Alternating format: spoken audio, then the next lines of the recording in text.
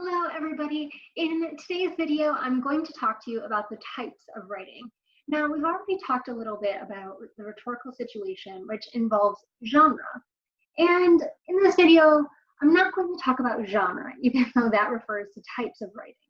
See, there are lots of genres, such as romance, mystery, horror, sci-fi, etc. We can go on and on, okay? But all of those kind of fit into four general categories of types of writing, and even within themselves include a lot of times two or more of the types of writing. So this just describes how to explain something a little bit more to it, understand the kind of writing that is happening. So let's talk. So in general, there are four kinds of writing: expository, persuasive, narrative, and descriptive.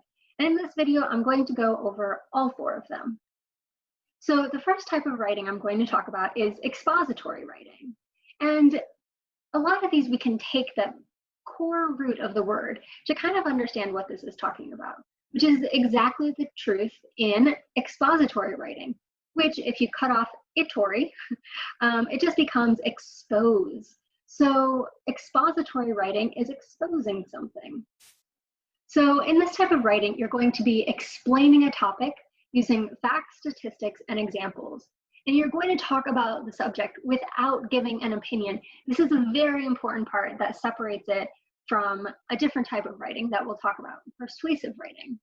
So this can look like a lot of different types of essays and writing, from cause and effect essays to how-to guides, and a lot of nonfiction books. So a lot of your textbooks are going to be expository because they aren't trying to convince you of anything. They aren't trying to make you laugh. They aren't trying to do anything except tell you the truth about something. Okay, so in expository writing, you're going to have ideas presented in a logical order. So if you're thinking about a how-to guide, it's going to go 1, 2, 3, 4, 5, etc. Okay, let's think. What are some key things about expository writing? Usually, or sometimes, they explain something in a process. They're equipped with facts and figures. That is a big one that tells you, like, hey, we've done a survey, we've done a study, and we found XYZ. We found that 25% of blah do blah. And it's also presented in a logical order and sequence. It's not going to jump around. It's going to tell you all the information as you need to know it. It's not going to build suspense by withholding information or anything like that, because it's not trying to entertain you. It's trying to educate and inform you. So when we're thinking about types of expository writing, you might think about a textbook or a how-to article, recipes. I know there are some recipes that have like a story involved, but the recipe itself is expository. It's just telling you how to do something. News stories, but not including opinion or editorial pieces. And then business, technical, or scientific writing. So if we were thinking about what might expository writing look like, here's an example. Many people associate the taste of pumpkins with fall. Here is how to make an easy pumpkin pie using only 5 ingredients. First, make sure you have all of the ingredients. So as you see here in this piece, it's not trying to convince you of something. It's not saying like, hey, pumpkin's the best. It's just saying people associate the taste of pumpkin with fall. That's cool. That's it. And here's how to make a pumpkin pie. So if we were not doing expository writing, everyone knows the best part of fall is all the pumpkin flavored foods. Pumpkin pie is the best fall treat because it's not only delicious, but nutritious. Pumpkin is filled with vitamin A, which is essential for a healthy immune system and good vision. Okay, so this last line is true. That could be expository writing.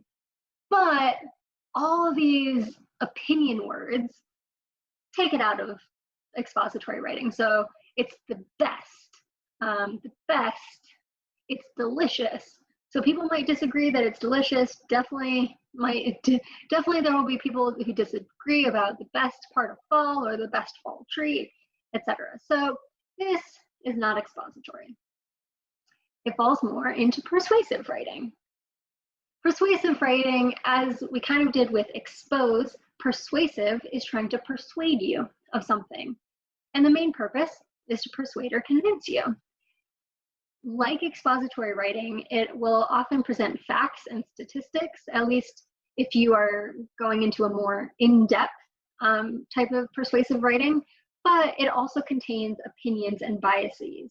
So that goes into that something is the best, or you should, or maybe I believe this and you should believe it too type of writing. Some key points that you should think about is that a lot of times persuasive writing will be equipped with reasoning, arguments, and justifications. They won't just say like, hey, you should volunteer at 826 Michigan. They will also say, here is why you should volunteer at 826 Michigan. Or here's why white grape juice is the best kind of grape juice. It's sweet, it hydrates, blah, blah, blah.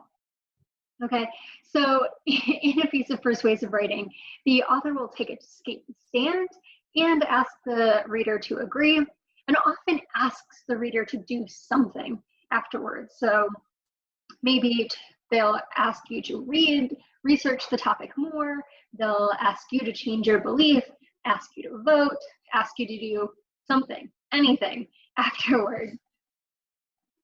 So different kinds of persuasive writing include opinion and editorial newspaper pieces, advertisements, as we talked about before in the rhetorical situations video, that advertisements are always trying to get you to buy something or believe something. Reviews, so that can be a movie review, a book review, a game review, that a lot of time is going to say, here's my opinion of this game, Life is Strange 2. I don't think it's that good of a game, and here's why you should agree with me. Okay, letters of recommendation are trying to get someone else in to believe that, hey, you deserve the job. Letters of complaint are trying to persuade a company to say like, hey, I didn't like this thing, you should do XYZ, you should pay me back, you should change your product, you should blah, blah, blah. And cover letters, you are trying to persuade someone that you deserve the job. Persuasive writing. So this is an example. Following the 2012 Olympic Games hosted in London, the UK Trade and Investment Department reported 9.9 billion boost to the economy. Although it's expensive to host the Olympics, if done right, the Games can provide real jobs and eventual economic growth. Boston should consider placing a bid to host the Olympics in 2024. Okay, so here we can see how persuasive writing uses facts and statistics. So we have this 9.9 billion boost, and trying to say like, hey, here's my evidence and here's what you should do. But it's definitely not just information. So maybe if we cut out this end, and probably even, although it's expensive, just really this first line is expository.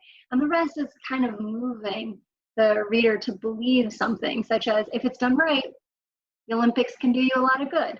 And I'm sure there's a lot of articles and beliefs that could convince people that the Olympics aren't that great for the area.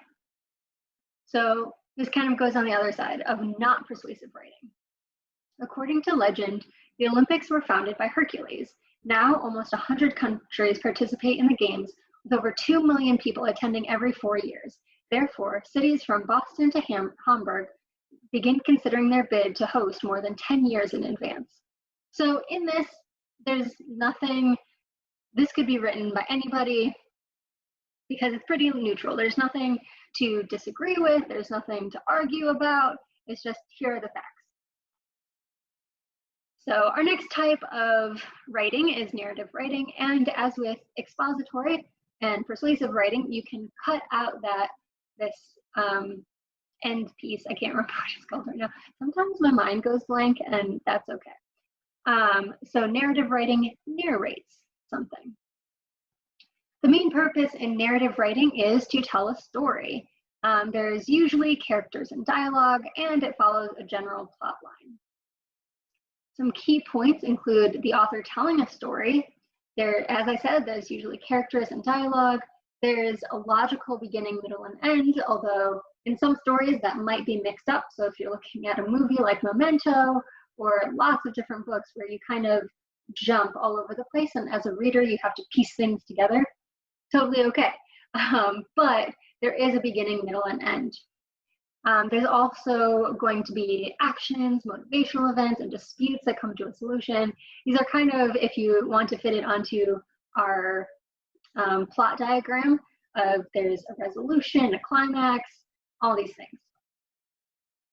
So examples of narrative writing include novels, short stories, novellas, poetry, autobiographies and biographies, anecdotes, and oral histories. So if you wanted to see an example of narrative writing, you might have, "I don't think that's a good idea," said Jalen. "You never used to be such a girl," retorted Oren, pushing open the door. Reluctantly, Jalen followed, not knowing what might happen next.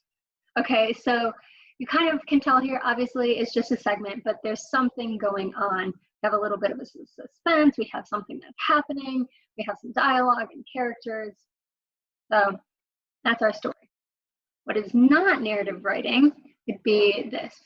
Cutting Edge Haunted House holds the Guinness World Record for the largest haunted house on Earth. It's located in a district in Fort Worth, Texas, known as Hell's Half Acre, in a century-old abandoned meatpacking plant. The haunted house takes an hour to complete, winding through horrific scenes, incorporating the factory's original meatpacking equipment. Okay, so this is obviously not narrative writing just because it's not really telling a story. I would count this more as expository writing because it tells you about a haunted house. The last one is descriptive writing. And in descriptive writing, you describe things. Okay, so the main purpose is to describe, to paint a picture with words, and kind of works in cahoots with the narrative essay. And the attempt is to communicate a deeper meaning and to appeal to the reader's emotions. Key points, they can be poetic in nature, describes people, places, events, situations, or location, and includes your sensory details, your sight, sound, smell, touch, and taste. Some examples might be poetry, journal writing, nature writing, and descriptive passages in fiction. Now, descriptive writing a lot of times is hard to pinpoint specific genres because descriptive writing fits more inside other pieces of writing because it's just those pieces of description. Now, poetry is kind of one of the places that I can see descriptive writing living on its own because you can have a lot of poetry that doesn't have a story. It's not really telling you anything. It's just, here's what things look like and here's what I feel. And this is this situation. So if we were looking at descriptive writing, it can also fit into something not so poetic.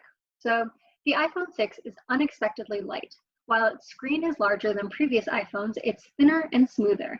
The rounder body is made of aluminum, stainless steel, and glass. The casing comes in a whitish silver, gold, or color Apple calls space gray. Okay, so here we are seeing more of not quite a product review. It might be at the beginning of a review to say like, here is what the product is. And this is sort of expository, but in doing that, we have these characteristics of the phone. So it's unexpectedly light. Its screen is large. The body is round. It's made of aluminum, stainless steel, and glass. The casing comes in a whitish, silver, gold, or a color called space gray. So if you have your eyes closed and someone read this to you, you can start imagining, what does this feel like? What does it look like? How, if you had to draw a picture of it, could you draw a picture of it after this was described to you? And a lot of the answer is yes, it's describing things that make the phone what it is. Now, not descriptive writing would be this. So you just brought home a new smartphone. The first thing you want to do is buy a case. Cracking your screen is an awful feeling, and protection is inexpensive when you compare it to the cost of a new phone. Okay, so here we have more persuasive writing. They're convincing you that once you buy a phone, you need a case. I really need a case. You can see I damage up my phone a lot. Just bad for an expensive phone. I'm clumsy. Okay, so this is trying to convince you that you need to buy a case once you buy a phone. And it has some like description in it, so that awful feeling and cracking, but really what they're doing is trying to persuade you to buy a case. So that kind of goes in all. Again, we have our expository writing that exposes the truth. We have persuasive writing that persuades the reader to do something. Narrative writing that narrates a story. And descriptive writing that describes something, anything. Okay, hopefully that makes sense to you. Thank you so much for listening to me and going through with my nonsense at times. I know I can be tangential. Anyway, if you have any questions, please let me know. I will answer as soon as I can. Thanks. Bye.